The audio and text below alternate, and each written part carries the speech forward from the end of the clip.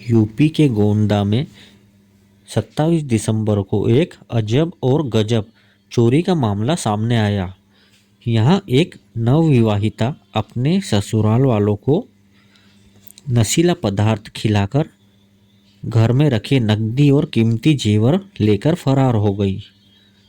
जब ससुराल वालों को होश आया तो उनके पैरों तले की जमीन खिसक गई। उन्होंने फौरन पुलिस में इसकी शिकायत दर्ज कराई। बाद में पुलिस ने आरोपी नवविवाहिता को अपनी गिरफ्त में ले लिया। उसके साथ 4 अन्य लोगों को भी गिरफ्तार कर लिया। मामला कुछ ऐसा हुआ कि खरगुपुर थाना क्षेत्र के निवासी ब्रजभूषण पांडे की शादी नहीं हो रही थी। तब जोखू नाम के एक बिचौलिए ने लखीमपुर खीरी की शिवानी उर्फ गोमती देवी नाम की युवती से बीते 17 दिसंबर को धूमधाम से उसकी शादी करा दी। 21 दिसंबर को शादी वाले घर पर कुछ रीति रिवाजों से जुड़े कार्यक्रमों का आयोजन किया गया था। इस कार्यक्रम में नवविवाहिता शिवानी का तथा कथित भाई और दूसरे साथी भी शामिल हुए।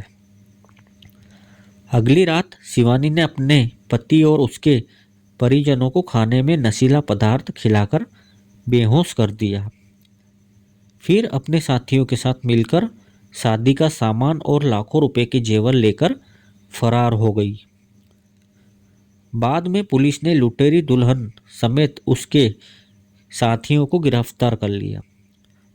आरोपियों के पास लूटे गए लाखों रुपए के जेवरात, घर के सामान और 350 टेबलेट नशीली गोलियां व एक मोबाइल फ़ोन बरामद हुआ।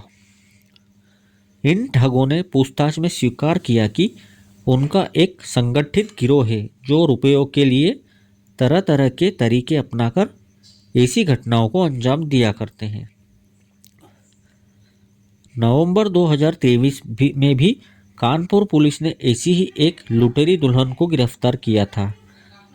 उसने पहले पति को तलाक दिए बिना 2 युवकों से शादी की और उन्हें लाखों की चपत लगा दी थी। सातिर महिला के शिकार हुए तीसरे पति ने महिला की असलियत जानने के बाद पुलिस से शिकायत की।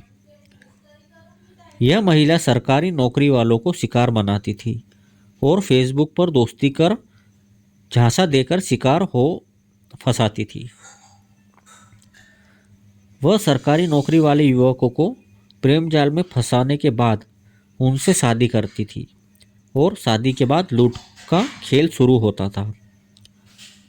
शादी के कुछ समय बाद वह अपने पति से पहले लाखों रुपए की डिमांड करती थी। ऐसा ही उसने तीसरे पति शिवम के साथ किया, मगर शिवम ने आर्थिक स्थिति का हवाला देकर उसकी मांग पूरी करने से इनकार कर दिया। तब उस महिला, जिसका नाम संगीता था, स्पाई कैमरे से शिवम के अश्लील वीडियो बनाए और रेप में फंसाने की धमकी देने लगी। इससे शिवम डर गया। शिवम को पता चला कि संगीता पहले भी कुछ लोगों को शिकार बना चुकी है। उसने मामले की शिकायत पुलिस से की। जांच में सामने आया कि संगीता की पहली शादी 2017 में आनंद बाबू नामक शख्स से हुई थी। संगीता ने नपुंसक बताकर बिना तलाक के पति को छोड़ दिया था। उसके बाद पैसों के लालच में वह सरकारी नौकरी पेशा लोगों को शिकार बनाने लगी। फरवरी 2023 में अजमेर के रहने वाले अंकित की शादी गोरखपुर के रहने वाली गुड़िया से हुई थी।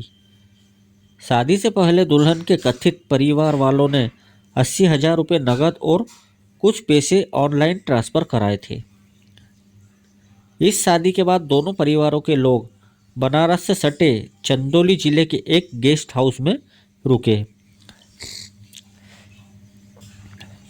शादी की सारी रस्में पूरी हो गई।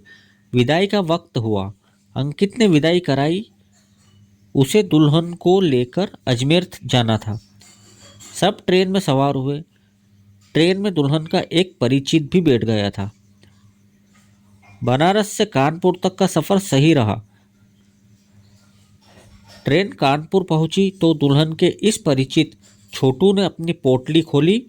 छोटू की पोटली में नशा था।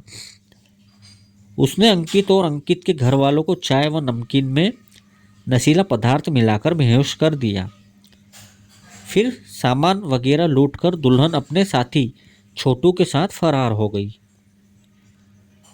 परिवार की बेहोशी टूटी तो उन्हें पूरा मामला समझ में आया और थाने में रिपोर्ट लिखवाई। बाद में लुटेरी दुल्हन पुलिस की गिरफ्त में आई। इस युवती को दुल्हन बनने का इतना शौक था कि वह हर महीने एक दूल्हे को फंसाकर उसे शादी करती थी और उसके बाद माल लेकर अपने साथियों के साथ फरार हो जाती थी। दिसंबर 2022 में जयपुर पुलिस ने भी दिल्ली से एक लुटेरी दुल्हन को गिरफ्तार किया था, जिसने जुलाई 2022 में शादी की थी। शादी के बदले में दूल्हे के परिवार से 3 लाख रुपए लिए गए थे। शादी के एक हफ्ते बाद ही दुल्हन घर से गहने और 2 लाख रुपए लेकर फरार हो गई थी। पुलिस ने इस मामले में 2 लोगों को भी गिरफ्तार किया था, जिनका काम ही शादी के नाम पर लोगों को ठगना था। इन सभी मामलों में ठगी का ट्रेंड लगभग एक जैसा रहा है। ठगों की पूरा गैंग होता है। इनमें पुरुष सदस्य बिचौलिए का काम करते हैं। वे ऐसे लड़कों का पता लगाते हैं जो शादी के लिए लड़की की तलाश कर रहे हैं। फिर गैंग के ही लोग परिवार के सदस्य बन दूल्हे के परिवार वालों से मिलते हैं। शादी के कुछ दिनों बाद खर्च के नाम पर दूल्हे के परिवार से पैसों की मांग की जाती है। कुछ दिनों बाद ही दुल्हन नकदी और जेवर अपने साथ लेकर फरार हो जाती है। कुछ मामलों में तो एक ही लड़की ने कई बार लुटेरी दुल्हन बन वारदात को अंजाम दिया है। कई बार शादी वाले दिन ही जेवर लेकर दुल्हन भाग जाती है। ऐसी ही कहानी एक्ट्रेस सोनम कपूर अभिनीत फिल्म डोली की डोली थी, जो 23 जनवरी 2015 को रिलीज हुई थी। इस फिल्म में सोनम लुटेरी दुल्हन बनी थी।